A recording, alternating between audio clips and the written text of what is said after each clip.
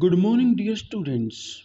In our previous topic, we discussed the basic process of excretion and some different excretory products in different type of organisms.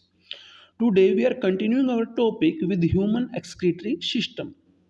As you know, we are having a special system to remove the excretory product that we call excretory system, which consists of a pair of kidney, a pair of ureter, urinary bladder, and urethra. But apart from this system, we are having other different organs also, which help in the elimination of different excretory products like lungs, which is helping to release the CO2 which is produced during the respiration process in the cells, and skin, which are having sweat glands which help to secrete excess of water in the form of sweat, and it consists of some other salts also, and liver, which help to convert ammonia into urea because our body cannot tolerate ammonia or cannot get rid of ammonia.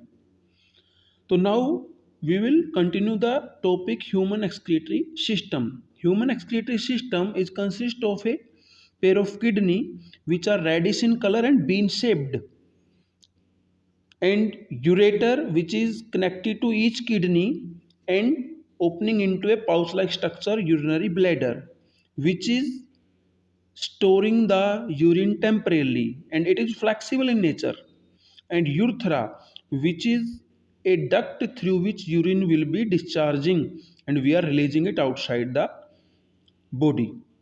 And in our kidney, we are having a million of nephrons, which are called structural and functional unit of kidney, or we can say filtering unit of kidney. And nephrons are mainly filtering the blood as well as absorbing the essential nutrients from the filtrate, or we can say it help to regulate the volume of urine which is need to be excreted out the body. Nephron have various parts like glomerulus is there, PCT, DCT is there, Henle's loop is there, collecting duct is there, which help in that secretion and reabsorption. So whatever secreted filtered first, it will not be eliminated instantly, but maximum volume of that will be reabsorbed, or we can say approximate 99% of the volume will be reabsorbed because our body have to maintain the osmoregulation.